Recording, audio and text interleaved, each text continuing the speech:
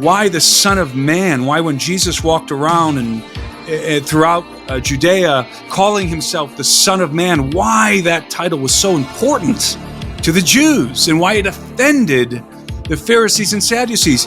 You cannot explain why Jesus referred to himself as the Son of Man. You cannot explain why that was his preferred title if you are only drawing on the canonized Old Testament.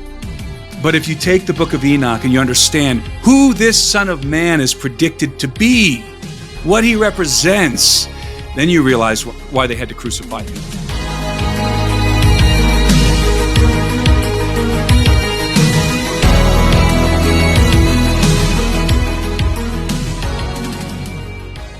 The history of our earth is so different from what we can imagine.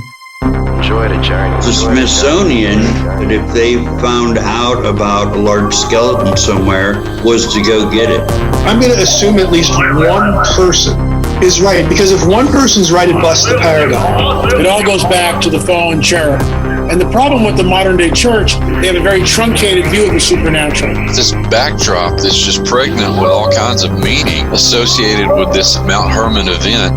Welcome to Blurry Creatures. And this guy defects from the kingdom. That's a big deal.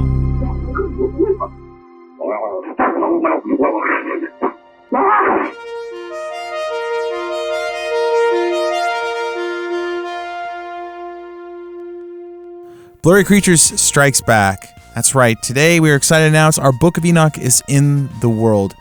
We have Tim Alberino on the show this week talking about the Book of Enoch and our Book of Enoch with Tim. He wrote an awesome commentary, and the intro to the book is available now on Amazon. There is a link in the description of this show, or you can go to blurrycreatures.com and click on the banner. Thank you guys so much for supporting this podcast. We hope you like this episode, and maybe get a copy for you and your friends to read through. We're going to go into this episode about some historical context about the book, ask some good questions. But again, it's in our show notes and on our website. Hope you guys enjoy the book. We worked hard on it to make sure this is the most error-free version, and it has an original artwork and all the good stuff. So thank you guys so much. Let's get Tim on this one.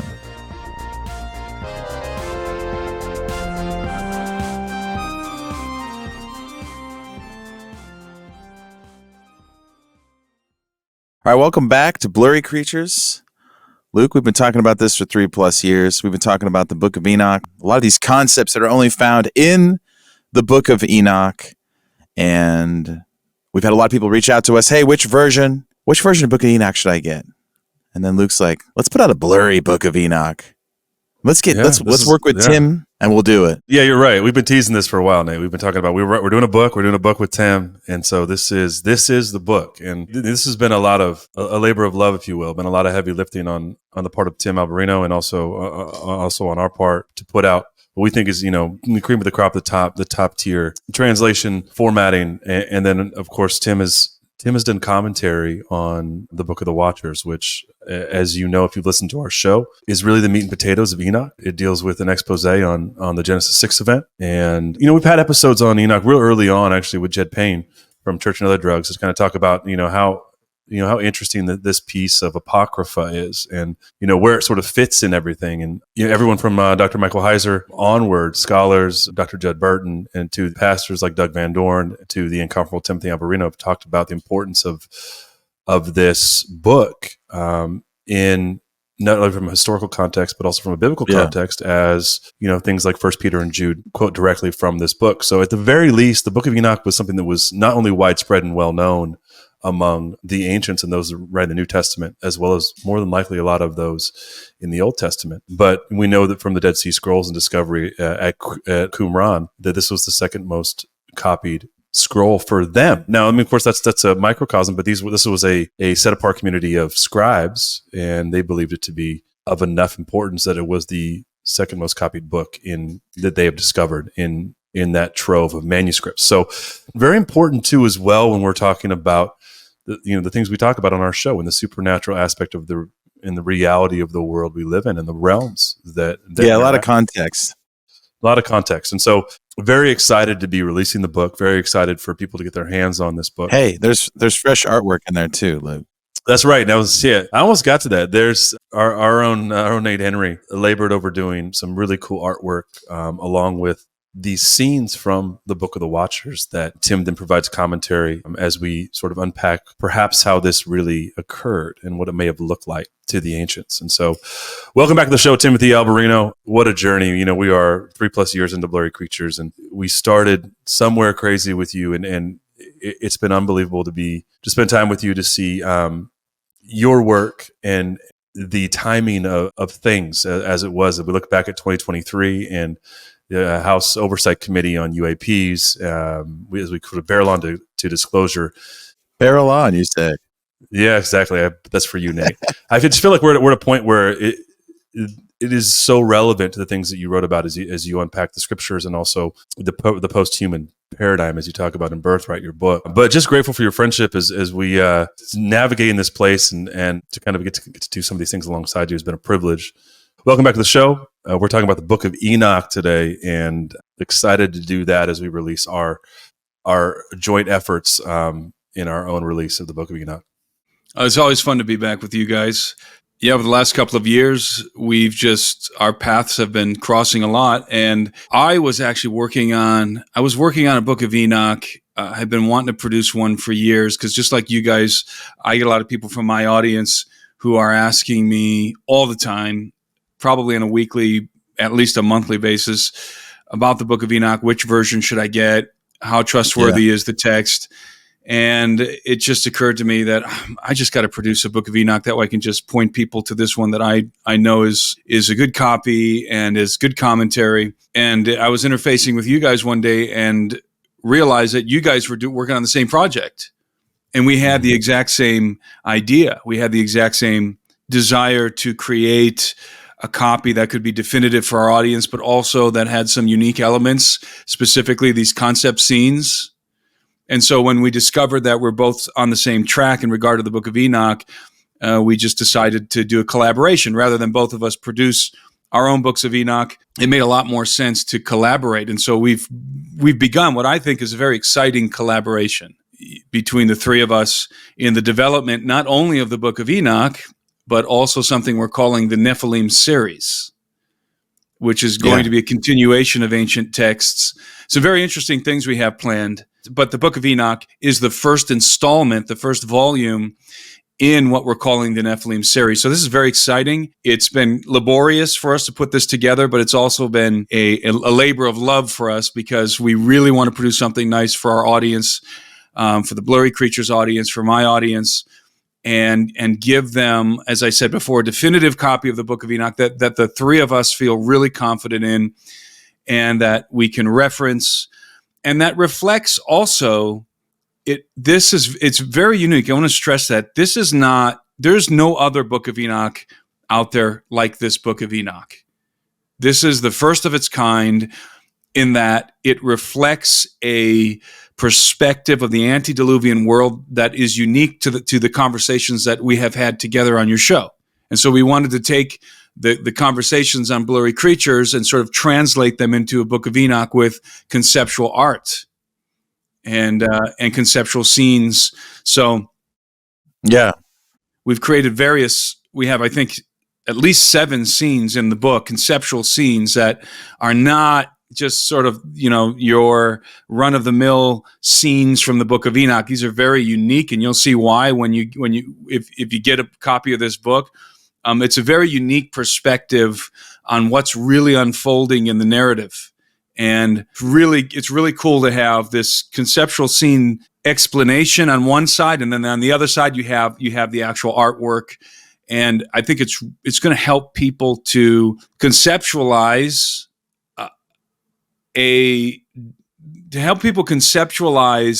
what's going on in the antediluvian world in a way that they perhaps otherwise would not be able to without this, let's call it, blurry Book of Enoch that we've produced. So I'm really excited about it. I think this collaboration is very fruitful, and the Nephilim series I think is going to be just tremendously popular.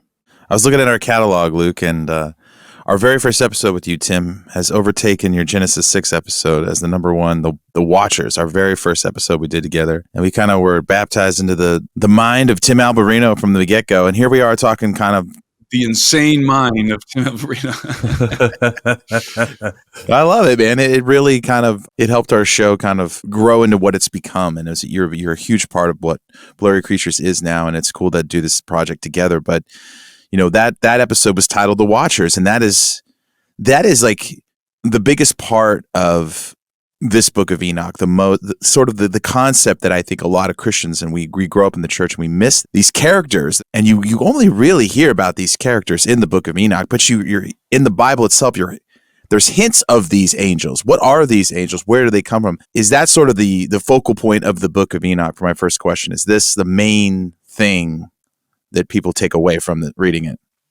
Yeah, the Book of Enoch. By the way, the commentary that we do in the conceptual scenes we provide them for the first portion of the Book of Enoch, which is called the Book of the Watchers. The Book of Enoch is divided into 4 sections. The first section, the Book of the Watchers, is the narrative. It's the main body that's where the narration is contained. And when I say the narration, I mean the story. That's where the story is, what I call the Enochian tale, is contained in the first section, the Book of the Watchers. Then you have the parables, and the parables are remarkable. I think that the parables provide a validation of the Book of Enoch in regard to let's call it its scriptural worth. Because in the Book of Enoch, in the Book of Parables, we have prophecies, oracles regarding the Son of Man, regarding Jesus, that are more specific, more detailed than anything that you're going to find in the Old Testament. And that may come as a shock to people, but it's true.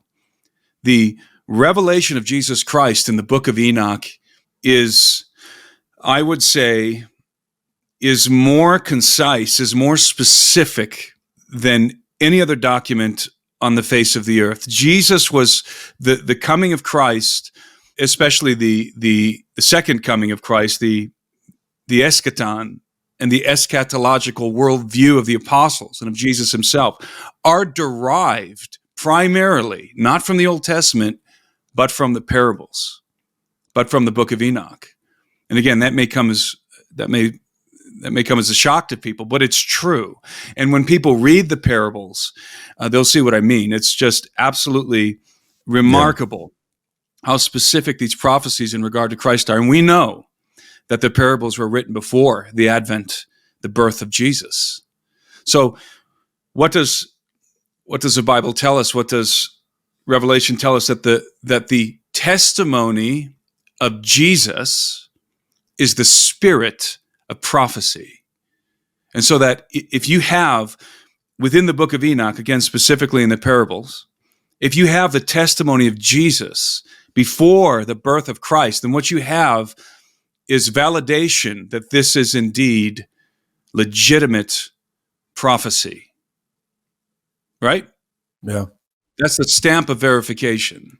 I guess we could start with the age of the Book of Enoch. How do we know that its age, how old it is? We know for certain that the Book of Enoch, portions of the Book of Enoch, were written before the advent of Christ, before the birth of Christ. There are, as I said, there's 4 sections, 4 different books within the Book of Enoch. Book 1 is the Book of the Watchers. 2 is the Book of the Parables, or the Book of Parables, rather. 3 is the Book of the Course of the Heavenly Luminaries. And 4 is what's called the Dream Visions, or sometimes just called the Dreams.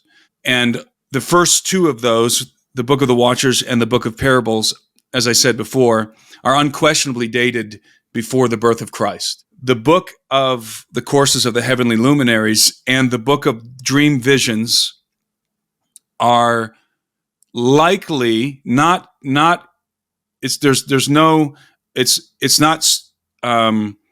known for certain, but they're likely dated after Christ. And it's important to note that this is the Book of Enoch is a complex manuscript. There are at least 3 authors, different authors, if not 4, who who had a hand in compiling the Book of Enoch, writing the Book of Enoch. Now, I'm going to put out there right away that I believe that the earliest portions of Enoch may in fact have been written by the hand of Enoch in the antediluvian world. That's a contention that I make, and indeed I make this contention in my introduction to the Book of Enoch. And by the way, you're going to find things in my introduction and in my commentary as well that you're not going to read anywhere else. There are insights that I have into the Book of Enoch that are my own. And so you're going to encounter things in the introduction that you're going to find surprising, even in regard to how the Book of Enoch resurfaced, how that came about in modern times, and also why the Book of Enoch was nearly expunged from the libraries of Europe by the 5th century AD. There seems to have been an intentional extirpation of the Book of Enoch. In other words, it was somebody was intentionally attempting to eradicate Enoch from the scriptoriums of Europe and the Middle East. And that's very interesting. And we can thank the Ethiopians for preserving it. The Ethiopians have preserved the Book of Enoch for many centuries. Both the Tawahedo Christians, the Orthodox Christians, and also the Jewish community, the ancient Jewish community in Ethiopia, preserved the Book of Enoch when the rest of the world was expunging it from their libraries. That's one of the primary reasons why we have the Book of Enoch to this day. That's why First Enoch. Go ahead. Why do you think? Well, I guess why do you think they were trying to get rid of it? What's so taboo, I guess, about the Book of Enoch that people don't want to have it around? We have to understand the context in which the Book of Enoch was rejected from the canons of Scripture. We're talking about two canons. We're talking about the canon of the Jews, and we're talking about the canon of the Christians. Both of those canons, in both the Jewish and Christian canons, the Book of Enoch was ultimately rejected for inclusion. Among Christians, not without much debate and controversy. Not so much among the Jews. The simple reason, let's separate these two. As it relates to the Jews, we're talking about first century Jews. This is the context in which the Book of Enoch is rejected in the Jewish canon. First century Jews, I make the case in the introduction, rejected the Book of Enoch because it testifies of the man they had crucified, namely Jesus of Nazareth. And so the Jews are living in the first century. They were driven from Israel after the siege of Jerusalem by the Roman armies in 70 AD. Then you had the diaspora of the Jewish community. And this was in the aftermath, of course, of Jesus of Nazareth. And when Jesus died, the church was born. And so the early church is growing. And it is apparent in both the Bible and extra-biblical text and in a historical context that the early church was conversant with the Book of Enoch. And indeed, not only was the early church conversant with the Book of Enoch, but the apostles, the disciples of Christ, the writers of the New Testament, base much of their theology, and specifically their eschatology, for example, as it pertains to the return of Christ, the great judgment, they based much of it on content from the Book of Enoch. In fact, Jesus himself makes several references in the Gospels that are found nowhere else except for in First Enoch. And First Enoch is called the Ethiopic Enoch because, as I mentioned earlier, it was preserved by the Beta Israel Jews, the Ethiopian Jews, and by the Orthodox Tawahedo Christians from the 4th century on. And so you have a situation in which the Jewish community in the early church age is being confronted with the rise of Christianity. They have been expelled from Israel by the Romans. They're in this moment of crisis for the Jewish community. I would say specifically for the Talmudic community. In other words, we're talking about Orthodox Jews who are also now faced with the rise of Christianity. And as most people are aware, there was great animosity between the Jews and the Christians in the early church age. And there was, as the years progressed, as the centuries progressed, there was a lot of animosity between Christianity and Judaism. And so the Jews were not at all going to promote anything that identified or suggested, intimated that Jesus of Nazareth was the Messiah, was the elect one from the Book of Enoch. And the Book of Enoch is, as I mentioned earlier, is the most powerful testimony of Jesus Christ that exists in the world in regard to scriptures that predate the birth of Christ. It is the oracles of Enoch are the most significant messianic prophecies you're going to find anywhere. And they point directly to Jesus of Nazareth. And in fact, they prefigure his ministry in some very remarkable ways. Again, the reason why ultimately the Jews, in my opinion, rejected the Book of Enoch was because of it testified of the man they had crucified. Now, there is a legitimate contention in regard to the dating, obviously, of Enoch, but also the authorship of Enoch. As I mentioned earlier, there are certainly several authors. And again, there's 4 sections which were compiled at different times by different authors. I think that the Book of the Watchers and the Book of Parables have the same author, and I would contend that the original author was Enoch. That would be my contention. But the Book of the Course of the Heavenly Luminaries and the Book of the Dream Visions, I would say, are post Anno Domini. In other words, they were compiled after the birth of Christ, and they have somewhat of a Merkaba mysticism influence. Merkaba is also known as chariot mysticism. They're a little bit more in line, in my estimation, with 2nd and 3rd Enoch. And again, I'm referring to the Book of the Courses of the Heavenly Luminaries and the Dream Visions. So it's important for people to have an understanding of the complexity here with this manuscript. It's not just the Book of Enoch written by Enoch. That's not what we're dealing with. So to answer your question, Nate, and I apologize for being long-winded here, but the Jews rejected the Book of Enoch because it testified of Christ. That's what Tertullian said, by the way. Tertullian, who was one of the primary church fathers and a defender of the faith and a great scholar, Tertullian contended that the Jews had rejected the Book of Enoch precisely because it testified of Christ. And other church fathers had the same opinion. Now, that answers why the Jews rejected the Book of Enoch. And because the authorship was also in question, that was also a contention, because the authorship is obviously, it's not a single author. So that was part of the contention. Now, we can carry that over to the context of the rejection of the Book of Enoch among the Christian church, among Christians. Obviously, the Christians didn't reject Enoch because it testified of Christ. That's not the primary contention here. Within the Christian community, the primary contention would have revolved around 2 things. It would have revolved around the authorship, but then also the content. And this is when we talk about content, this is where the Jewish and Christian contentions dovetail, because there are some indications, and I talk about this in the introduction, that the Jews living in the early church age did not, let's put it this way, were not fond of the concept of fallen angels. Specifically angelic beings who could copulate, and before copulation, who could succumb to sexual impulses and copulate with human women. There is some indication that was the case. And I think that also was a contention among Christians.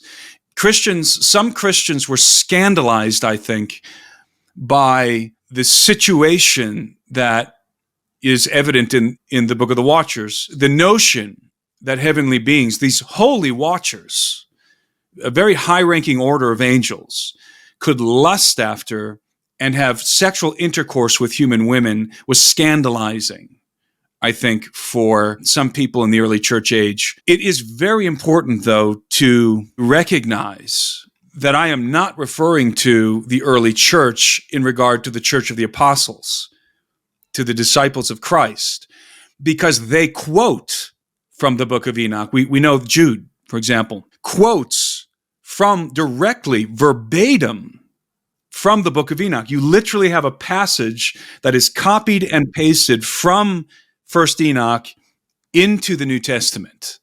And it is done so in the context of inspired prophecy. and it is attributed directly to Enoch, the seventh from Adam. And so the early church considered the Book of Enoch, or at least portions of the Book of Enoch, as inspired scripture and legitimate prophecy. There's no question about that. As I mentioned earlier, Jesus himself makes references that can only be understood within the context of the Book of Enoch. I'll give you one quick example. Well, there's quite a lot, actually. There's quite a few, rather. And I'm actually scrolling through my introduction here, trying to get to a good example for you. Let's use this one. So here's a paragraph. I'm going to read you a paragraph from my introduction here. This is from the introduction that's actually in our copy of the Book of Enoch. There are quite a few remarks made by Christ in the Gospels that are direct references to eschatological content found exclusively in Enoch. While conversing with his disciples on the eve of his crucifixion, for instance, Jesus affirms, "In my Father's house are many mansions. If it were not so, I would have told you." That mansions are prepared for the righteous in heaven must read as a new revelations for those who are versed only in the biblical canon.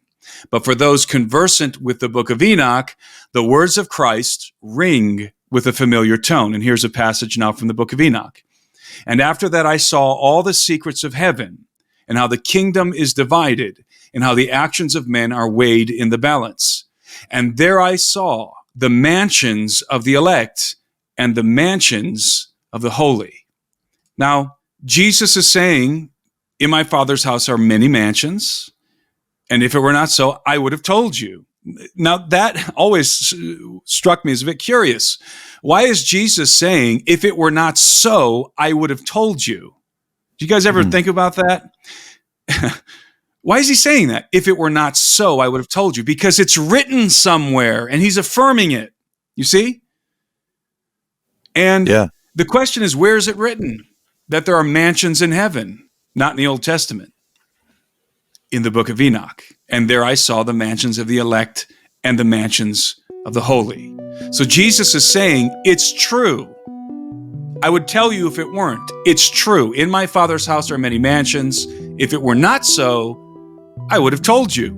And then he goes on to say, basically, it is so, and I'm going there to prepare a place for you. And if I go and prepare a place for you, I will also come back to get you, to take you, so that you may be where I am. Paraphrasing. And so this is a really good example. When you plug in the context of Enoch, it's like a light bulb goes off in your head, and you go, okay, now I get it. Why is he saying, "If it were not so, I would have told you"? Because the Jews of the first century would have been, and of the Second Temple period in general, would have been familiar with the Enochian text. And indeed were. There's no question about it. So that's one example. You're not going to find mansions in heaven in the Old Testament, but you are going to find them in the Book of Enoch.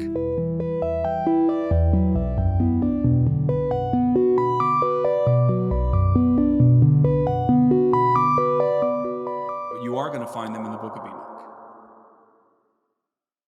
I mean, to all this evidence of it not only being well widespread and well read, and read by the apostles, and read by the disciples, and read by those that the writers of the New Testament, I know, including Paul.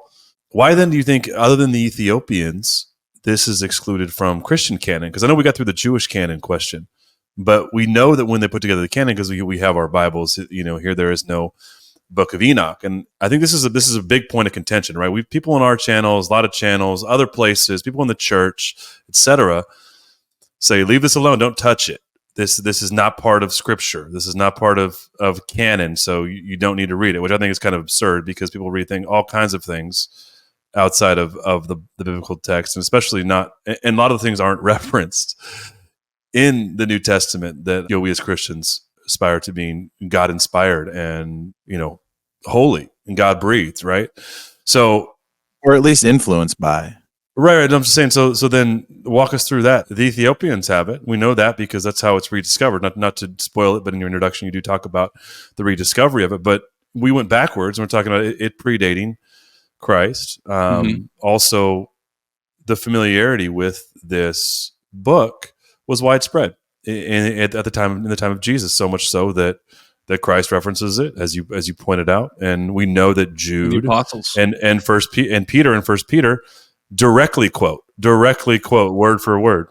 And the Old Testament, I believe. Now this can be contended certainly, but I believe that the writer of Genesis is quoting the Book of Enoch, or at least is copying and pasting the passage in Genesis 6 directly from the Book of Enoch. And when I say the Book of Enoch, let's remember the Book of Enoch in its current form, those 4 sections I talked about earlier. That's probably not the scroll that they had. The scroll that they had would have certainly had the Book of the Watchers and the Book of Parables, but maybe not necessarily the Book of the Heavenly Luminaries and the Book of Dream Visions. Yeah. So they're quoting from something that exists out there that does reflect at least portions of what we know today as the Ethiopic Book of Enoch. And there's no question that the writers of the Old Testament were conversant with this manuscript in whatever form it had in that time. So we're talking about a very ancient manuscript that has come down to us today in the form of the Ethiopic Book of Enoch, because it was the Ethiopians who preserved it, right? Right. I also want to make a point here too, Tim, before you get into that next part, that you can go to the Ethiopian and people can try to poke holes in that, but what you can't poke holes in is the archaeological record, right? So we know that once they found the scrolls at Qumran with the Essenes that predate Christ, that the Ethiopian copy is actually correct in its translation, exactly right. Because we have not the originals, of course, but we have original or copies of Enoch in the language that predate all of this. So it's exactly you can right. draw a linear, you can verify and draw a linear verification. I think that's very important because people could go and say, well, the Ethiopians, they would have had the New Testament, so they could have just, XYZ cut and paste. And you go, yes, they could have, but they didn't. We know this because of what was found in Qumran in the caves and what the Essenes had. That's right. And I think that's a you got to peg that one to the board and say you can do what you want, say what you want about Enoch, but the archaeological record reflects this, and that this absolutely. Yeah, that's exactly what I was about to say. Absolutely, I got you. That is the salient point, is that you can criticize and critique the Ethiopic Book of Enoch, but the problem is that the version that was discovered among the Dead Sea Scrolls in the caves of Qumran is exactly the same in the portions that were preserved there. Exactly the same. So the Ethiopians were using probably the same document, the same source material as the scrolls in Qumran. So the Book of Enoch was obviously not originally written in the language of Ethiopia. In this case, the liturgical language of Ethiopia, which is Ge'ez.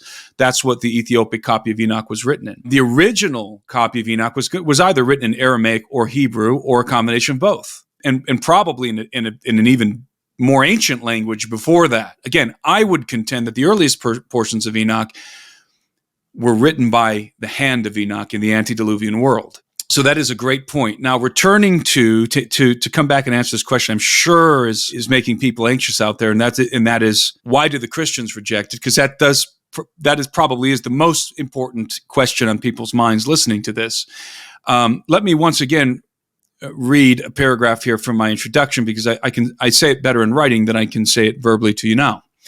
So I write this: in contrast to the Jews of the same period, most Christians readily embraced the concept of fallen angels, but even they were scandalized by the sexual escapades of the Holy Watchers. Coupled with doubts concerning dating and authorship, as well as the position of the Jews, the unseemly content of Enoch seemingly tipped the scales against its induction into the Christian canon. It might have been convenient for those who simply could not accept that angels were capable of lusting after and copulating with human females to reject the Book of Enoch on grounds of dating and authorship.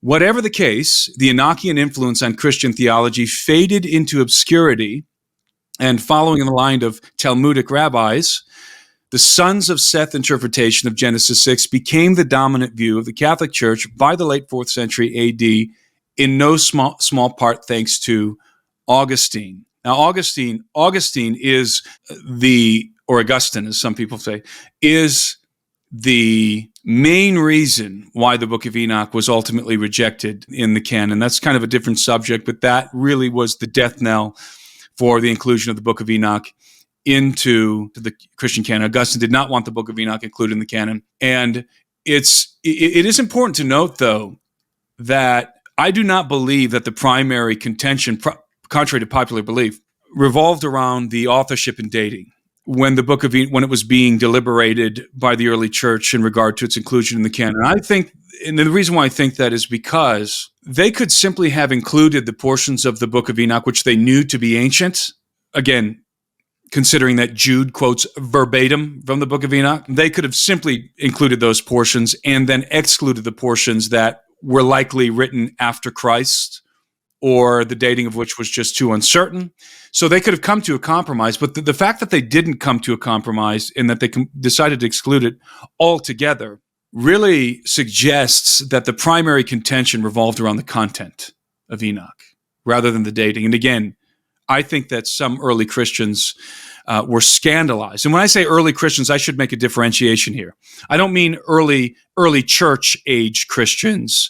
I'm talking about in the Catholic era. Some of these Catholic scholars during these councils decided that they didn't like the content of Enoch. That was a major factor in militating against its inclusion into the canon of Scripture, in the Christian canon. I'll also read this just so that people know there was widespread support, actually, for the Book of Enoch to be both received in the early days as Scripture and then later on inducted into the canon.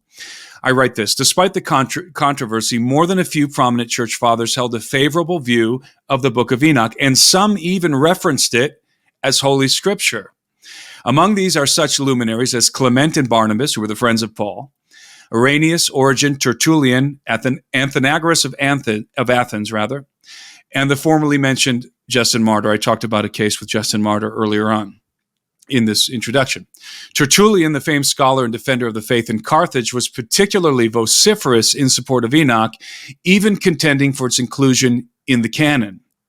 And then I go on to quote from his treatise on the apparel of women, which he makes a strong case that the Book of Enoch was likely, in his opinion, preserved by the Spirit through the flood, obviously via Noah, and ultimately delivered to the descendants of Abraham in the form of Scripture. So I believe that if you were to walk into a synagogue during the time of Christ, say, if you were to walk into a synagogue, let's say the synagogue in Jerusalem, and you had access into their scriptorium, where all of their scrolls are kept, all of their sacred scrolls are kept. Number one, you're going to find a lot of documentation there. You're going to find a lot of manuscripts that we don't have in the Bible, more than a few, I would venture to guess. And among them, you're going to find the Book of Enoch. It may not have been called the Book of Enoch, but you're going to find the Book of the Watchers and the Book of Parables, or some or portions thereof. And I make that contention very strongly. I think, in my mind, it's an irrefutable fact that they had the Book of Enoch in some form in the scriptoriums of the synagogues, because the Bible references it so often that it's inconceivable that they would not have had some sort of a scroll, some scripture that was derived from, or rather that what we have today called the Book of Enoch was derived from. And so I believe that much of the Old Testament, I don't have to say that I believe in this case. I know it's known. It's a known fact that certain allusions in the Old Testament are direct references to the Book of Enoch, and certainly in the New Testament, there is no question that when Peter talks about the angels who sinned and who are chains in Tartarus, there's no question whatsoever that Peter is referencing the Enochian tale. None, zero. He's talking about the Watchers, and all scholars know this. This is not a contention among scholars. It's a contention among certain Protestant denominations. It's a contention among certain theologians, perhaps, but it's not a contention among scholars. They know what the reference is. It is a direct reference to the Enochian tale, to the Book of Enoch. The same can be said, obviously, for Jude, who also references those angels. Go ahead. Go ahead. Well, I was going to say, we've heard many times on our show over the years that, in history, you have these, it kind of reminds me of a couple of things. Like, you have these things like the Rosetta Stone. We don't really understand what's going on. And then we find this thing, and it really brings context. And and a lot of people in this space, in the Genesis 6 space, have said, like the Book of Enoch in Genesis 6 is the Rosetta Stone of understanding the Old Testament, some of these main themes. And it also kind of reminds me in points in history when you say, like, you have sometimes common enemies come together and declare a truce, and they fight somebody else. You have like the Athenians and the Spartans coming together to fight the Persians or whatever. There's multiple reasons why everyone wanted this book to go away. That's what I'm saying. And this guy wants this, we don't like this part of it. And this other group, we don't like this part of it. So they kind of team up together and get rid of it. But I think that's because it's so powerful. I think it's because it gives a lot of context. It really makes things make a lot of sense. And a lot of people walk away from their faith and they reject the Christian story because they don't get any context. They don't have any understanding. And Luke and I have seen over the years of just talking about these things explodes people's faith. People are like, I've been in church my whole life. I'm coming back. Because it finally makes some sense. And I wonder if just like the bigger thing, is there a Rosetta Stone sort of comparison here with the Book of Enoch? Yes, there is. In fact, I think that's an accurate description of the Book of Enoch. The Book of Enoch is in some ways a Rosetta Stone for both the Old and New Testament. Now, let me give you an example. Again, I'm going to reference my introduction here. We know that Jesus preferred among all of the prophetic messianic epithets available to him, he preferred the title Son of Man when referring to himself. Why is that? Why does Jesus call himself the Son of Man? And the conventional explanation is going to reference Daniel. So let me read here again from my introduction. And this is going to give you an idea of how important the Book of Enoch is. It is that Rosetta Stone in many ways of understanding certain references in both the Old and New Testament. I'm reading from my introduction, recalling that the oldest portions of 1st Enoch, chapters 1 through 71, were most certainly written before the birth of Christ, we can examine their content as it relates to the testimony of Jesus. Of all the prophetic epithets pertaining to the Messiah in the Scriptures, Jesus oddly preferred to refer to himself as the Son of Man, a title that is not found in the Old Testament. Theologians have attempted to explain his curious preference by citing a passage from Daniel in which the prophet beholds one like a son of man. And here's that verse. I saw in the night visions, and behold, with the clouds of heaven, there came one like a son of man. And he came to the Ancient of Days and was presented before him. And to him was given dominion and glory and a kingdom, that all peoples, nations, and languages should serve him. His dominion is an everlasting dominion, which shall not pass away, and his kingdom one that shall not be destroyed. That's Daniel 7:13 through 14. Then I write this. Apart from the fact that this passage is not employing the term Son of Man as a formal title, but a description of one who has the appearance of a human being, what so many theologians fail to realize is that Daniel's vision of the Messiah being presented before the Ancient or Head of Days is deliberately synchronistic with Enoch's description of the same event, recorded thusly. Now, this is from the Book of Enoch. And at that hour, that Son of Man was named in the presence of the Lord of Spirits, and his name before the Head of Days, yea, before the sun and signs were created, before the stars of the heaven were made. His name was named before the Lord of Spirits. He shall be a staff to the righteous, whereon to stay themselves and not fall. And he shall be the light of the Gentiles, and the hope of those who are troubled of heart. And all who dwell on earth shall fall down and worship before him, and will praise and bless and celebrate with song the Lord of Spirits. And for this reason hath he been chosen and hidden before him, before the creation of the world and forevermore.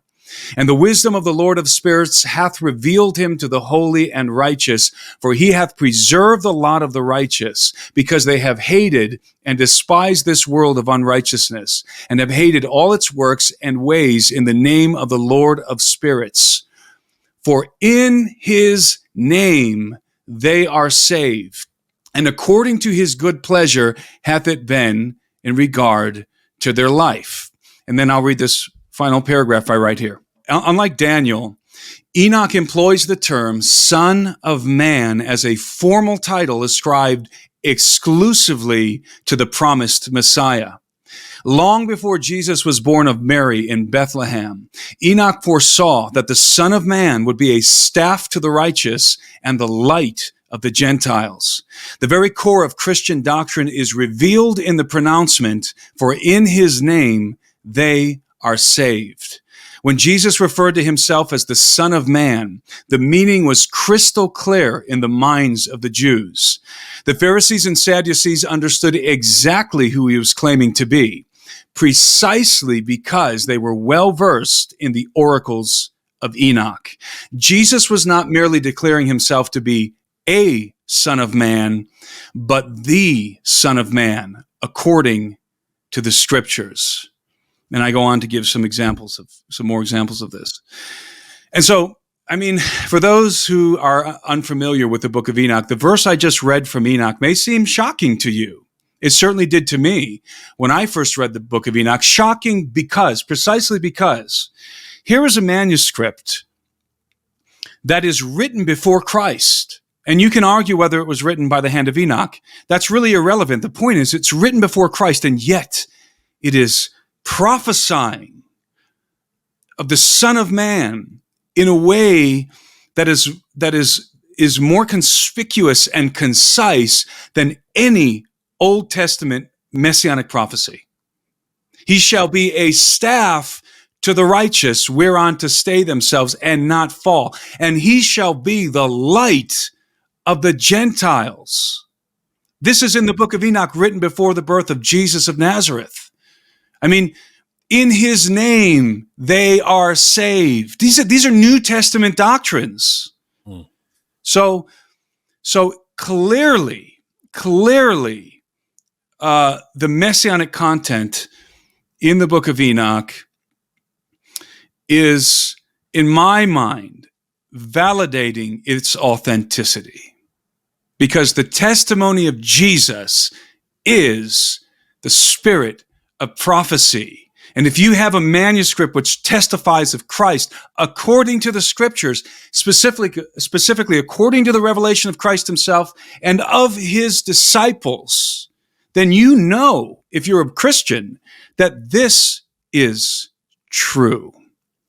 That the testimony of Enoch is true, at least as it pertains to the Messianic content contained in the book of parables, which is where this extraction from the Book of Enoch, where I extracted it. I think it's just, and this is one, by the way, of dozens, literally dozens of passages, of Messianic passages that are predicting the ministry of Jesus of Nazareth in a way that, as I will say again, is more specific than anything you're going to find in the Old Testament. Even the crucifixion is prefigured in the Book of Enoch, because you have several instances in the Book of Enoch in which you run across this very interesting phraseology, hang upon the Lord of Spirits. So you have this phrase, hang upon the Lord of Spirits, in regard to the righteous and the elect. So it appears at least 3 times in the Book of Enoch, basically paraphrasing all 3 of them. It says that the righteous and the elect, and when I was 16 years old, when I got my first copy of the Book of Enoch at Barnes & Noble, and I was reading it, I remember reading it, sitting there in Barnes & Noble reading this, or rather, I think it was actually in Borders. And I was just my heart was pierced when I read in the parables that the righteous and the elect, and this is what I saw in my head, hang upon the Lord of the Spirits. Yeah. That phraseology is just absolutely mind-blowing to me, because here you have a prefiguration of the crucifixion of Christ and the notion, which becomes a New Testament doctrine, that we are what? Crucified with him. Christ. No. We hang upon the Lord of spirits through Christ, that it is his crucifixion, it is that it is the Son of Man who is going to redeem us, and that the righteous, that he would be a staff to the righteous, that it would be through him that we have access to the Father, that he would redeem us and reconcile us to the Father. These are, if you're just reading the Old Testament, yes, you can derive that from, there are certainly many messianic allusions in the Old Testament that that the Messiah is going to save his people from their sins. Yes. And many allusions to the crucifixion. There's a handful of allusions in the Old Testament that are quite specific, right, to the crucifixion. But some of these New Testament documents are nowhere fleshed out in the Old Testament like they are in the Book of Enoch. And that's why certain scholars who want to debate, there are certain scholars, although the majority of scholars, there's no debate that the Book of Enoch, the earliest portions of the Book of the Watchers, the Book of Parables, predate the birth of Christ. There are some scholars who are holding out. Why are they holding out? Because they simply cannot believe that these things were written of Christ before he was born. And they simply cannot believe that the apostles, that the writers of the New Testament were drawing upon the Book of Enoch in the formulation of their doctrines. They have to put the Book of Enoch contemporary with them, or even posterior to them, to the apostles and the writings of the New Testament. And it's because it is so synchronistic with the New Testament. Indeed, anyone familiar with the New Testament, when you read the Book of Enoch, I'm going to venture that some of you are going to be reading it with tears in your eyes, because you will be seeing these explicit prophecies, the oracles of Enoch, that are predicting the advent, the birth of Christ, the birth and death and resurrection of Christ in a way that is just tremendous. And as I said, so concise and so prescient. And then you're going to see the doctrines of the New Testament when you see them in the context of the Book of the Watchers and the Parables. The New Testament, it's like it adds so much contrast and color to what the New Testament writers are saying, because you're realizing where they're deriving so much of this from, and why the Son of Man, why when Jesus walked around and throughout Judea calling himself the Son of Man, why that title was so important to the Jews and why it offended the Pharisees and Sadducees. You cannot explain why Jesus referred to himself as the Son of Man. You cannot explain why that was his preferred title if you are only drawing on the canonized Old Testament. But if you take the Book of Enoch and you understand who this Son of Man is predicted to be, what he represents, then you realize why they had to crucify him. Tim, how much do you think that the Book of Enoch, it's like these, you're given all the clues, but you have no idea how the story is going to play out. You know, it's like a choppy movie. Can't really see it all. But I don't know if I have a question as much as I'm just trying to think, like, do you think that the Book of Enoch is just too much information and it gives too much clarity and it's rejected because people kind of like a faith that's confusing. They like to debate it. They don't really want to know. Well, here's an answer for you. Here's kind of a black and white answer for you.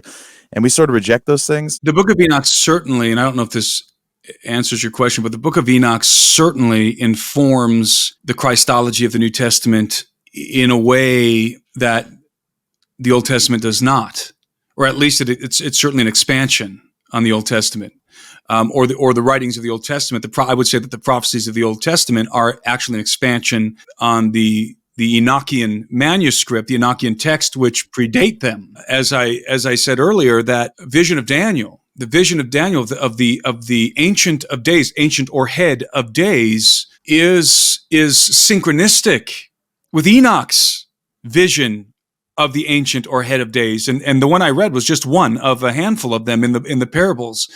Very detailed. So when Jesus comes on the scene, it's a very interesting question. How much did his adversaries, and when I say his adversaries, I'm not just referring to the Pharisees and Sadducees. I'm referring to the devil and his angels. How much did his adversaries recognize? They knew who he was. There's no question about it. The Gadarene demoniacs who came running at Jesus threw themselves at his feet and said, "What have you to do with us, O you Son of God?" They knew who he was. They recognized exactly who he was. "Why have you come to torment us before the appointed time?" By the way, referencing the Gadarene demoniacs, that question that they asked Jesus when they see him on the shore of Galilee in the land of Gadarene, when they see him, they recognize him as the Son of God. But who do they know the Son of God to be according to the Scriptures? They know that the Son of God is the judge who is going to judge not only mankind, but the angels and the Nephilim, their offspring. Because the Nephilim and the angels that are condemned and are in chains in the abyss or Tartarus, they are awaiting the day of judgment. And that day of judgment is yet to come. And there is one who is going to preside over that day of judgment. And that one is who the Book of Enoch designates as the righteous one, the elect one, that Son of Man, who is the Son of God. And so even the title Son of Man is a prefiguration, is predictive of the incarnation of Jesus Christ, who would be born through Mary, be born into our condition as a human being.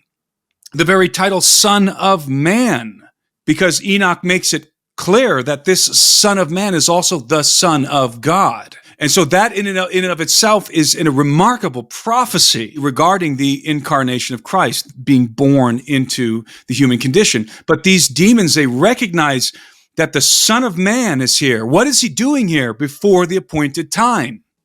They didn't realize that Jesus would come twice. See, they knew he would come at the end of the age, at the day of the Lord, to execute judgment. They knew that, and they knew that was him.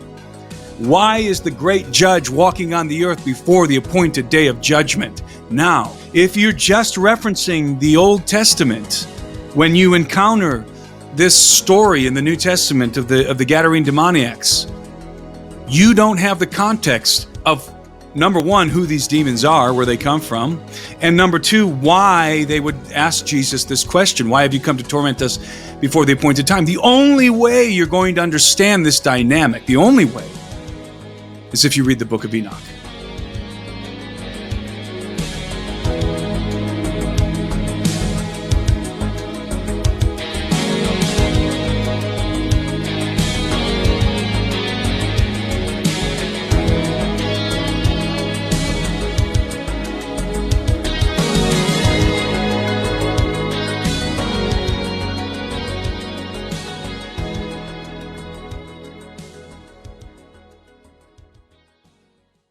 That's it.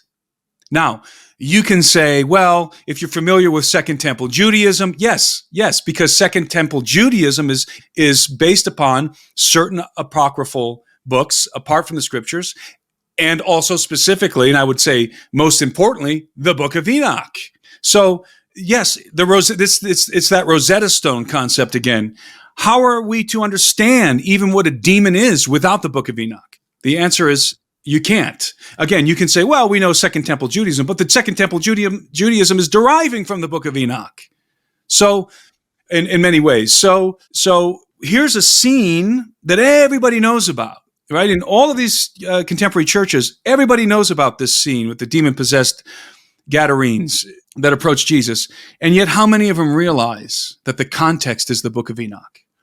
Namely, that Jesus is the judge. Jesus is the judge. So the fact that the Son of Man is going to judge all of mankind at the end of the age is hinted. There are hints of this in the Old Testament, but it is explicit in the oracles of Enoch. Explicit. And in fact, when the spirits of the giants, this is where, of course, your audience knows this by now. I'm very confident that the spirits of the giants who were slain either in the great civil war, hybrid civil war that they fought amongst themselves, or by the flood that ensued afterward, that their spirits, once they proceeded from those dead bodies of the Nephilim, they became evil spirits on the earth. And they continued on in the post-Diluvian age after the flood. as evil spirits. And this is, in fact, their curse. And we've talked about this, I'm sure, many times.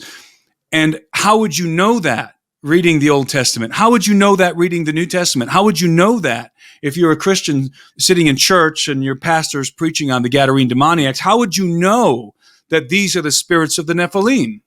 You wouldn't. But you know what? The early church did. Well, I mean, it reminds me kind of how, what Luke and I deal with a lot, and a lot of people in this space, you know, in modern terms, how can I put this in modern terms? A lot of people watch the 90-second clip of whatever is being posted on social media, and then they make their judgments, and they come to their conclusions based on the 90-second thing, and they don't watch the whole thing. They don't have any context of the backstory. And so, like, you know, we always go viral, and we get hate mail from like, you said this crazy thing in 90 seconds, and it's supposed to be like in a teaser to go back and read the beginning of the book and catch yourself up to speed of why I said what I said. But nobody does that. Nobody has any context. So yeah, we were told a lot of things growing up in the church. We were given these huge monumental moments with no context, and it was really hard for a lot of us. And then you get to a certain age and you wonder, you're like, is this all, like, do I actually believe any of this? And a lot of people sadly walk away from their faith because they don't know. That's and true. So it's amazing though. I never thought about the demons. Somewhere along the line, they told them they were going to get judged. Somewhere along the line, these big themes happens. There's backstory. Oh, it's specific it's explicit in the Book of Enoch that they're going to. I'll just quickly read this. I'm sure someone has read this. That comes from Jasher or Jubilees. And this is from the Book of Enoch. And now the giants who are produced from the spirits and flesh shall be called evil spirits upon the earth, and on the earth shall be their dwelling. Evil spirits have proceeded from their bodies because they are born from men and from the holy watchers is their beginning and primal origin. They shall be evil spirits on the earth, and evil spirits shall they be called. Evil/unclean, by the way. We'll get to that. And as for the spirits of heaven, in heaven shall be their dwelling. But as for the spirits on earth, which were born upon the earth shall be their dwelling. And the spirits of the giants afflict, oppress, destroy, attack, do battle, and work destruction on the earth and cause trouble. They take no food, but nevertheless hunger and thirst and cause offenses. And these spirits shall rise up against the children of men and against the women because they have proceeded from them. There is the origin of demons in Hebrew cosmology. There and nowhere else. That is the origin of demons. And scholars know that. All scholars worth their salt are well aware that this passage from Enoch is the origin of demons in Hebrew cosmology. So demons are a very specific thing, as you know, and as your audience is well aware at this point. Demons are and only are the disembodied spirits of the Nephilim who have proceeded into the post-Diluvian world after their bodies, the Nephilim, the bodies of the giants were killed. A lot of people who on our shows who don't know the origins of demons will say God created the demons and things like that. And you're like, what? You know, they'll make bold claims like that. You're like, that's a pretty big thing to say, that God created these unclean spirits to torment humans, you know? Something older and fouler. But also as it relates to the Gadarene demoniac, now we know where those demons came from because they're inhabiting these men, right? Because they're ravenous, they're vagabond spirits wandering the earth. They're ravenous, they're hungry, they're thirsty. I contend they have all the impulses of the flesh. They have all the desires of the flesh, including sexual desires, without the equipment, without a body to fulfill those desires, to satisfy those desires. And so what logically are they going to do? They're going to seek to inhabit human bodies that are most like the ones that they had. And they're going to, through these bodies, they're going to be able to interact with the fabric of the material world and to some extent satiate their insatiable appetites. And so that's why they possess people. Otherwise, it doesn't make any sense. And that's one of the things that growing up, before I was sitting there in Borders with this Book of Enoch opened on my lap, I probably was, you know, I was driving, so I must have been 16 years old. I drove myself there. Tim, you're reading the Book of Enoch, and we're reading the GoldenEye Nintendo Power. I'm reading that as well, I can assure you.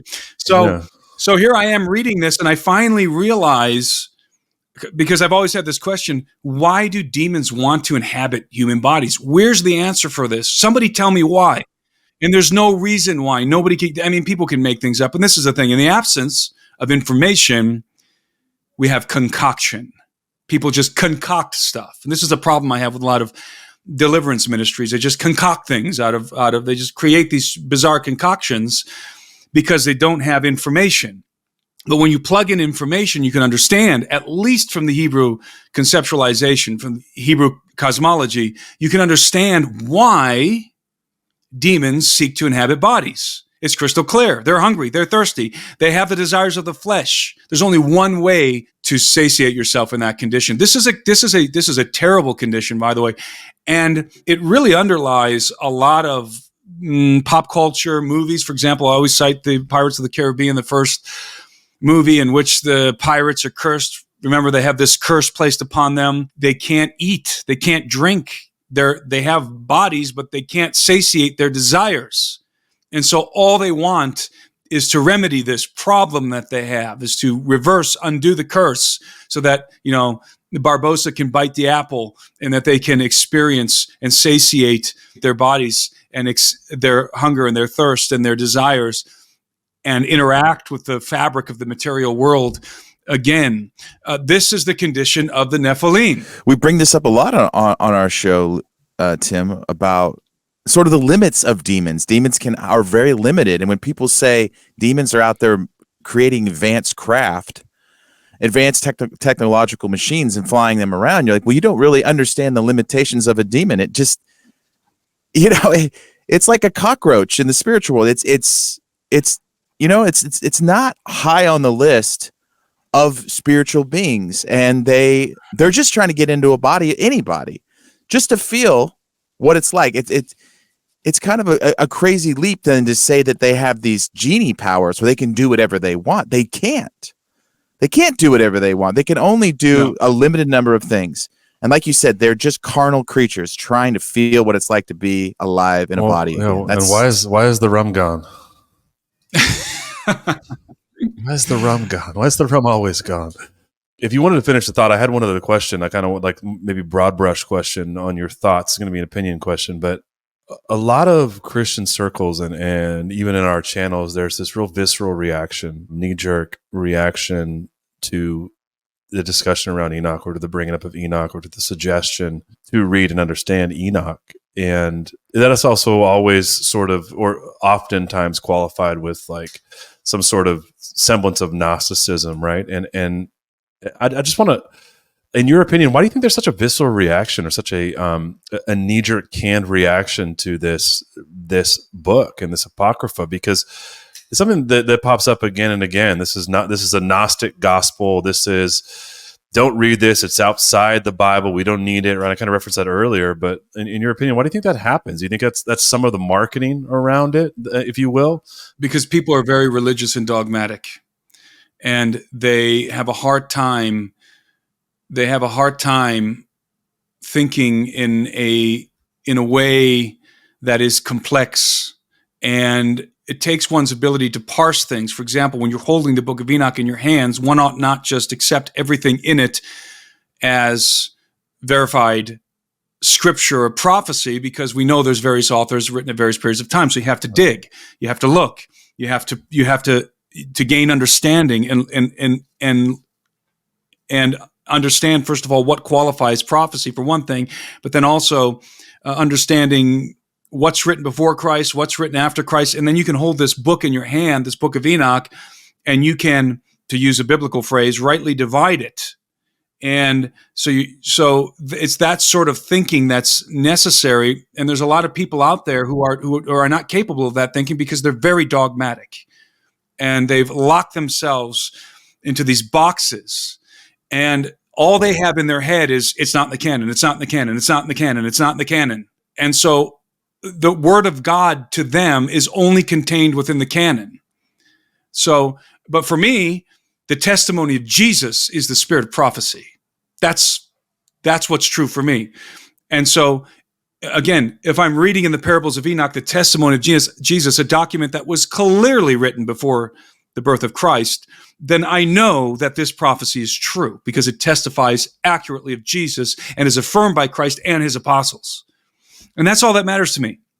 But some people, they cannot get outside of this rigid, dogmatic box that they have contained their minds in. It causes them to stumble when they are confronted with passages that are outside of the canon, even though, as we've already said, the Book of Enoch is a passage from the book of Enoch is found verbatim inside of that canon, right? So it requires high resolution, complexity of thought. It's very good, I think, as a Christian to be very careful with what we call Scripture. And I'm not saying that Enoch is Scripture. I'm not here to make that case. I'm just saying I recognize the spirit of prophecy being the testimony of Jesus, and I know that that is the qualifying factor, the verification that prophecy is true, okay?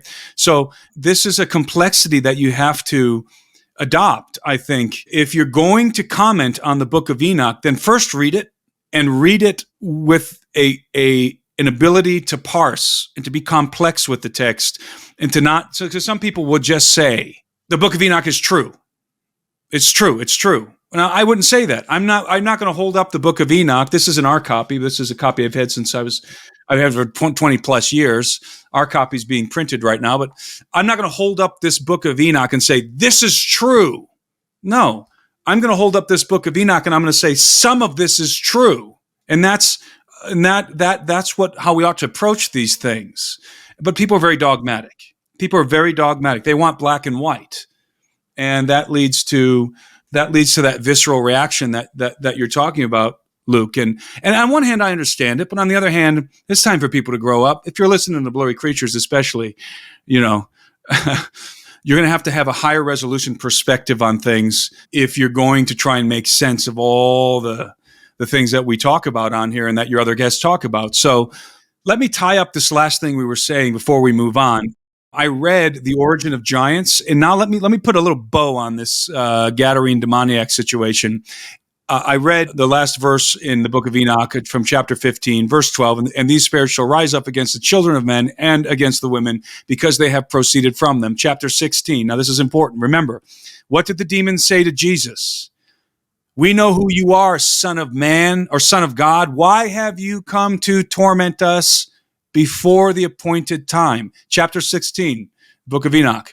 From the days of the slaughter and destruction and death of the giants, from the souls of whose flesh the spirits, having gone forth, shall destroy without incurring judgment. Thus they shall destroy until the day of consummation, the great judgment in which the age shall be consummated over the watchers and the godless, yea, shall be wholly consummated. What does consummated mean? It means brought to a conclusion. So what is this saying? It's saying that the spirits of the Nephilim, by the way, people say, are there Nephilim alive today? Yeah, they're called demons. So the spirits of the Nephilim, and I think there actually are giants also, by the way, but the spirits of the Nephilim are cursed, wandering as vagabonds in the earth with all the desires of the flesh, but without the means to satiate them. And they're going to be in this condition of torment until the day of judgment, the great day of judgment. Who's the judge? The Son of God is the judge. And so they see the Son of God walking on the shores of Galilee, and what do they think? What are you doing here? It's not time yet, right? So I'm just highlighting like the mansions in heaven and this. I'm just highlighting these things so that people can understand that there's a lot more context available to a lot of these very mystifying things in the Bible. And that's what excites people, I think, about your guys' podcast and what you guys do so well, is you help to inject context. And a lot of it's speculative, a lot of what I say is speculative, but it helps us to begin to, I think, expand our paradigms and certainly as it pertains to the Book of Enoch and how it plugs in to the biblical text, how it synchronizes with the biblical text. It's just, it causes us to have this just, I would say, as I said before, a much more high contrast, high resolution understanding of what's going on. we see this with modern filmmaking. Like, you have to understand the Marvel verse, understand this snapshot of the Marvel movie, right? Or you have to understand this Star Wars film. You have to go back and watch the Star Wars. And even the Star Wars film starts in the middle and you're confused. And like, Jesus comes at a specific point in time in history, kind of in the middle of history, if we think that this is all wrapping up pretty soon. Right. So you have this prequel, and then you have this sort of mid story, and then you have the future, kind of what's coming down the pipe right now and the end of the age. And so we're all kind of very tightly looking at just the Bible with no context. And we're all interpreting it with these wild conclusions because no one wants to watch the third or the first movie. We're just kind of all trying to figure out what's going on in this second film. And we have no idea, like, why are the characters doing what they're doing? Why are they saying what they're saying? And I think that's the best way I can think about it in just like a modern context of, like, you know, you can come to wild conclusions based upon limited knowledge. Absolutely.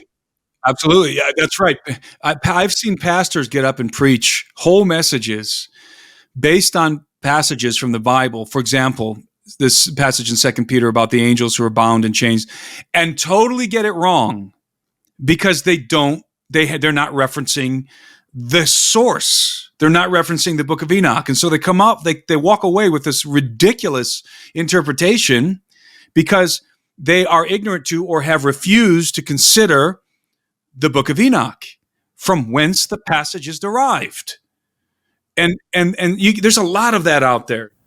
You know, we've said this many times, is when Jesus says, you know, on this rock I will build my church. You know, the Catholic Church took that literal, and they have the bones of Peter underneath St. Peter's Basilica, and they don't look at where they're at, the Temple of Pan, the cave to the underworld, this rock, this actual cave that Jesus is saying this from. Yeah, no, I know exactly what you're saying. So you take Enoch and you're plugging in that context, and it's becoming much more comprehensible.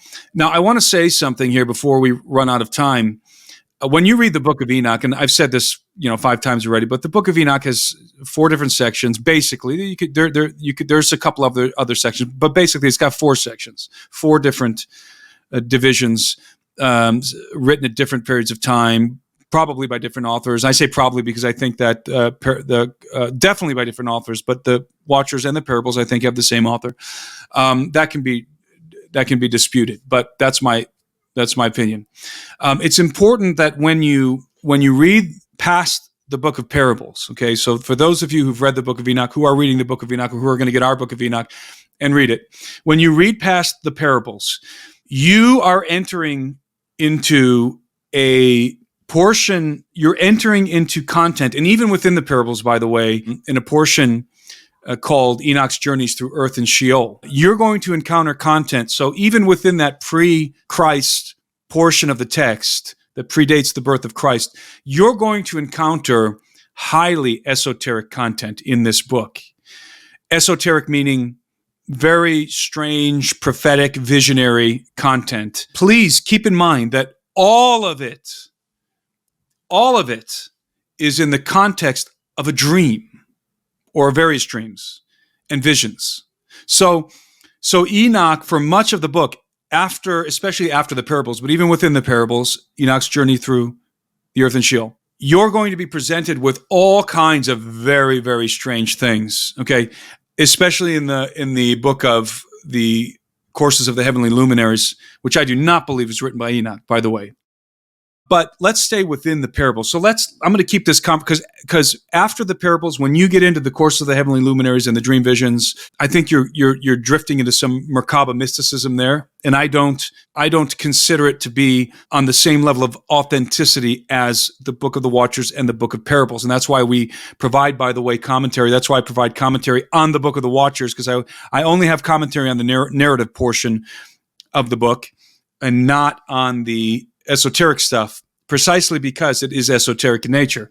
But I'm going to stay in this comment I'm about to make. I'm going to stay within the portion of the book that we know is written before Christ. Okay, so you're going to encounter visions. Enoch has a couple of dreams, and he relates some very strange things in these dreams. And I'm making a point here because I get confronted with people all the time who say to me, and this is one-dimensional thinking. This is that black and white one-dimensional thinking I was referring to earlier. I get confronted by people all the time who say to me, "Do you believe in the Book of Enoch?" And that's a stupid question, first of all, because my answer is always going to be what I said previously. I believe in some of the Book of Enoch. I believe that some of this book is true. All of it is valid, by the way, for understanding Second Temple Judaism. So it's very, very valid in an academic sense. Very important, very valid on many levels, right? Understanding some of the terminology that you find in the Bible.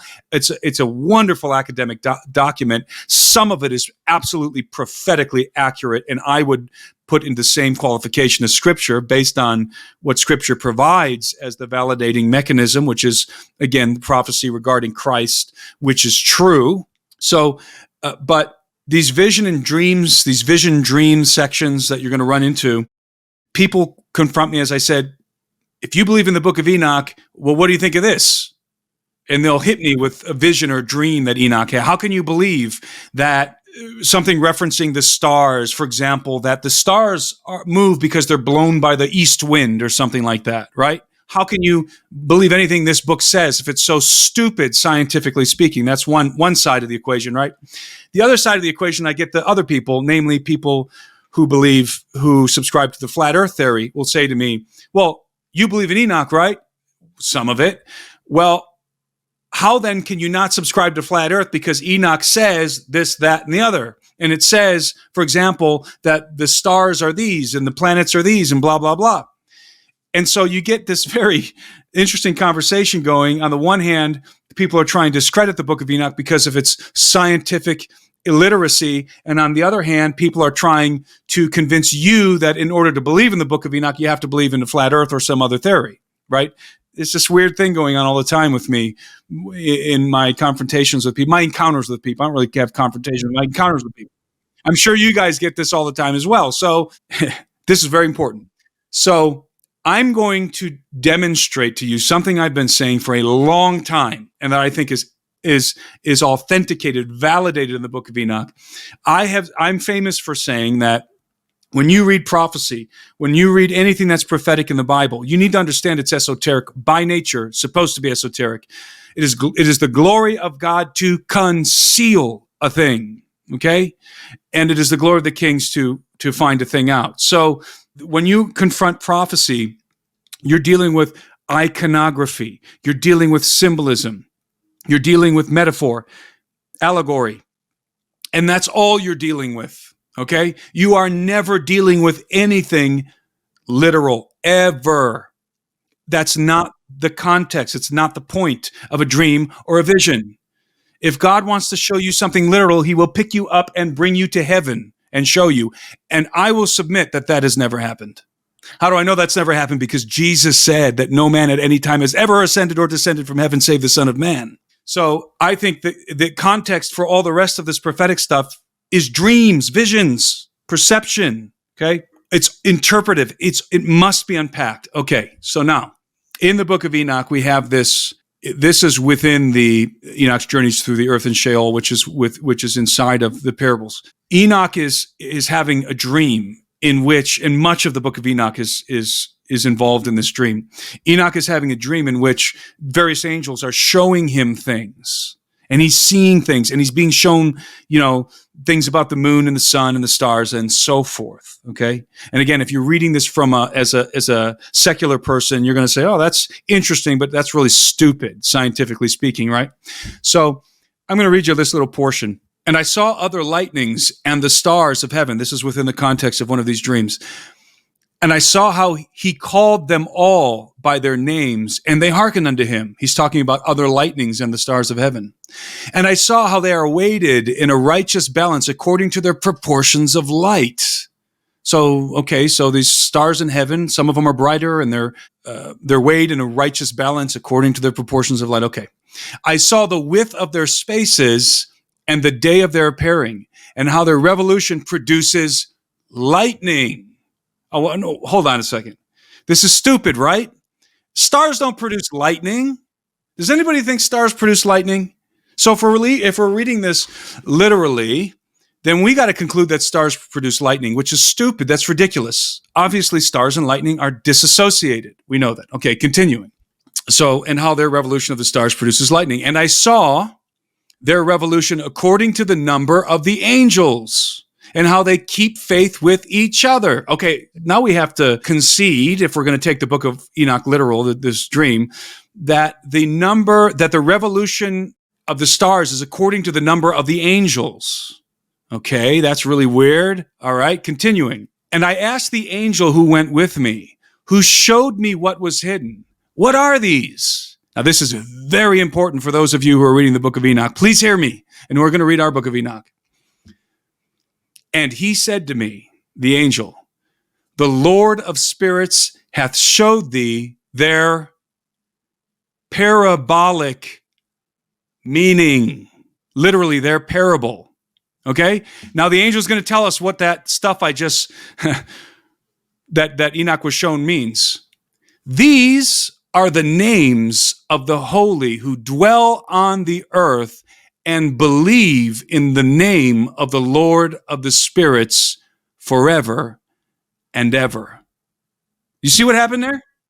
So you've got this weird dream that Enoch's having, and it's the stars and lightning somehow are associated, and how the stars are weighed in a righteous balance according to their proportions of light, okay, and how the width of their spaces and the day of their appearing are according to the number of the angels. So here we go. I'm being confronted over here by the scientific people, secular people. This book is stupid. How can you believe it? Obviously, lightning doesn't have anything to do with stars. And over here on the other side, I'm being approached by the wooden literalists who are saying, wait a minute, you have to believe this because it's in the Book of Enoch. And if you don't believe it, then you don't believe in the Bible or the Book of Enoch. You know those kind of people. And what I've been saying, and I love that this is in the Book of Enoch, what I've been saying is, no. Both of these people are wrong. This is esoteric. This is encrypted information that must be interpreted. It's parabolic. The Book of Enoch is largely metaphoric, allegorical, and parabolic. And so is the Bible, by the way, especially as it relates to the prophecies. And so it has to be unpacked. And here, the angel unpacks it for him. He said, I'm going to show you what their parabolic meaning is, what their metaphorical, symbolic meaning is. And it's a very... and it has nothing to do with science literacy or a literal reading of the thing. It is representing the names of the holy who dwell on the earth and believe in the name of the Lord of the spirits forever and ever. So it represents believers, those stars, and they're being weighed in the balance according to the proportions of light. That's just saying that they're being weighed in the balance according to what they've done in the earth. And see, so why is that so important? Because I want people who are in the Book of Enoch right now, who have read the Book of Enoch or who are going to read the Book of Enoch, to plug that in, okay? Plug that into your reading of the Book of Enoch. It is vitally important that you do so. And you will get much more out of it. And I just wanted to make sure that I got that in to this conversation. I love it. I mean, it reminds me of the story of the dream of King Pharaoh. You know, and Joseph, he brought all his guys to try to interpret this dream, and they got to bring Joseph in. Like, exactly. What are these dreams I'm having? And you can't take the dreams at face value. Even Pharaoh, who's probably a smart guy, can't figure it out, and even all of his wise men can't figure it out. They got to bring in Joseph to figure it out, which is interesting because he interprets a dream that I think is the baker is going to be nailed to a tree and then restored to the right hand of the king. And yeah. Which is a foreshadowing of Christ, which is amazing. Jesus, the bread of life. His body's the bread. That's right. And he's also with the cupbearer, who's also in prison with him, who is exactly the right. blood. This is my blood of the covenant. That's right. And these are the moments in Scripture that we get, these little glimpses of what Jesus is going to do. It's not that he's actually going to get nailed to a tree; he's getting nailed to a cross. So it's close. It's close. But it's sort of like you said, it's sort of weaved into these smaller stories is this bigger story. It's a story within a story, almost a dream within a dream, you know, where we're seeing multiple narratives happen, and you have to have, you have to have a mind like Joseph to understand some of these. Exactly right. That is it, Nate. That is exactly it. You have to have a mind like Joseph or like Daniel. It requires wisdom. And I'm not saying I have that mind. I'm dumb enough, at least, or let's put it this way, I'm at least smart enough to recognize that it's not literal. And that's not very smart, but that's the beginning stage. When you encounter dreams and visions in Enoch, yes, but also in the Bible, you are no longer in a literal world. You are in an interpretive world. Always on every level, every time, every word of it, without exception. You are in an interpretive context. And I really want people to get this, because sometimes I'm pulling my hair out, okay? Because, for example, I'll say, angels don't have wings in the Bible, and I'll get blasted with people, but what about this? And it's in the context of a dream or a vision, where all kind of other weird things are going on that are not literal. And it's for some reason people, and if you're going to read the Book of Enoch, and I highly suggest you do, then right out of the gates, man, let's pull apart, let's divide this thing in our minds and understand that we're reading a narrative, and the narrative is so important for the underlying context of so much of the Bible. We're reading that narrative about the Watchers, one of the most epic stories ever written, in my opinion. You're reading this narrative about the Watchers and what they did and the giants and all of that. That's literal history. By the way, to the ancient Hebrews, the Enochian tale was literal history, and to Jesus and to the apostles. I'm talking about the Watchers and everything that ensued, and the flood and all of that. And then you look with a different mind, with different eyes. You read when someone is having a dream or a vision, you switch your bifocals and you start reading with the understanding that what you're getting is encrypted information. And you're probably not going to be able to understand what it means. I would have never really understood what that passage from Enoch that I read, or Enoch would have understood that, had the angel not told him what it meant. And it didn't have anything to do with stars and lightning at all. It was not astronomical in that sense. It was symbolic, allegorical of something else that is very practical and real. So I encourage people, as you're about, because I know a lot of people are probably already ordering the book, our Book of Enoch right now. As you're getting this book into your hands, I want you to understand something. You are holding a very complex manuscript.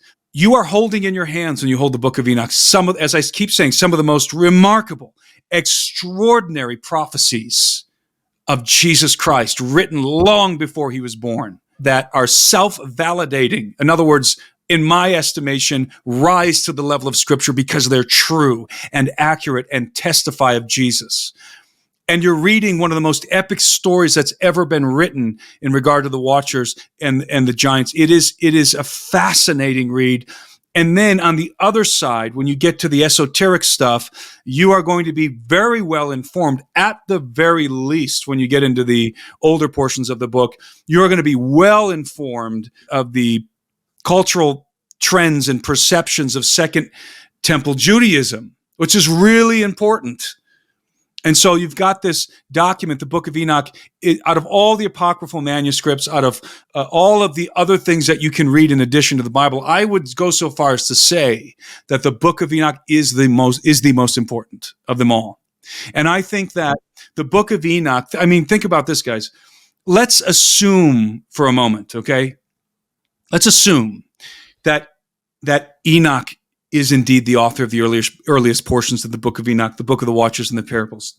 Enoch wrote them with his hand, and they were preserved, just like Tertullian said, through the flood by the agency of the Spirit of God to be delivered to us. So that means that Enoch, who's the seventh from Adam, writing in the dawn of mankind, is addressing his book to those who would be living in the dusk, to us, who would be living at the end of the age.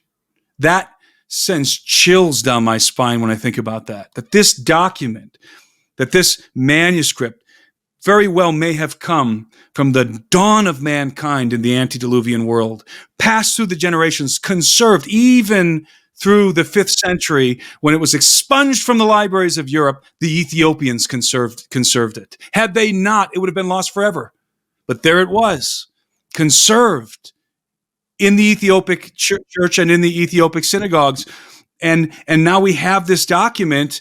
And what are the opening verses of the Book of Enoch? I'm scrolling down to it. I've got it in front of me here. The opening verses of the Book of Enoch, the words of the blessing of Enoch, wherewith he blessed the elect and righteous, who will be living in the day of tribulation, when all the wicked and godless are to be removed. That's verse 1. That's Enoch chapter 1, verse 1. So he's saying that this is being written for the righteous who will be living in the day of tribulation when all the wicked and godless are to be removed. Now, there's a duality there, which I talk about in my comments. I won't give it away here, but in my comments, I have a comment on that. Verse 2, and he took up his parable and said, Enoch, a righteous man whose eyes were opened by God, saw the vision of the Holy One in the heavens. Who's the Holy One? And we're going to get into this. Not here in this conversation, but as you read the Book of Enoch, you're going to realize that the Book of Enoch is, above all else, a revelation of Jesus Christ. That is what the Book of Enoch is. That is the primary function of the Book of Enoch. It is a revelation of Jesus Christ. So continuing on, which the angel showed me, so the vision of the Holy One in the heavens, which the angel showed me, and from them I heard everything, and from them I understood as I saw, but not for this generation, but for a remote one, which is for to come. Is that us? Is he talking about us? Could be. Is he not? The rediscovery at Qumran really sort of makes that feel like it's the case. Exactly. And what you're saying makes a lot of sense of how we try to come to the conclusions on our show, Tim. It's not just the Book of Enoch. It's like we started with this idea of like, what the heck is Bigfoot, right? And you have all these scientific people who refuse to look at any of the woo-woo that comes along with this creature. And then you have all these like spiritualists that say that, oh, it's just this thing that comes through portals and is a spirit of the woods. And you're like, wait a minute. This thing's cracks on the ground and dumps in the yard, but it's also talking to people telepathically. So it's a blend of all these things. It's some weird, it's some animal. It's you know what I mean? And it's like you have to open your mind to like both sides, but you have to land in the middle somewhere and realize that you have to have multiple perspectives and you have to have multiple like arguments with yourself to kind of sort through some of the stories and the information. Like you can't just take anything as without kind of processing through. I need more data here. I need to make sense of this. I need to climb through that. And I know it's silly to compare it to Bigfoot, but you can get pigeonholed, and you can deny things because like, no, I absolutely don't think it's this. So I'm not going to look at any of the information that can counter what this predetermined conclusion that I've come to. And it's sad. It's sad. A lot of Christians, you have a lot of fundamentalists who reject the Book of Enoch, and you have a lot of sort of progressives who reject the Book of Enoch too. You have these both sides that reject of Christianity, that reject the possible answers that this book can be had. And I guess my last question would be like what happens to Enoch is this guy sounds like a badass, and does he just hop in a UFO and cruise off, or what? What do you think? There's some interesting things. I mean, we don't have time to go into all of the different theories. Most people just assume, he went to heaven. Well, that's not necessarily true. He had visions of heaven. He may have gone to heaven. There's some debate there. I think it's Paul who says by faith Enoch was translated into heaven. So there's a debate as to how was he translated to heaven. Was he translated to heaven in a vision? Just like Paul said, I know a man who basically, in paraphrasing Paul, went to heaven. Not sure if it was in the body or in a dream or vision, right? That could be the same kind of thing with Enoch. There's no question he had visions of heaven.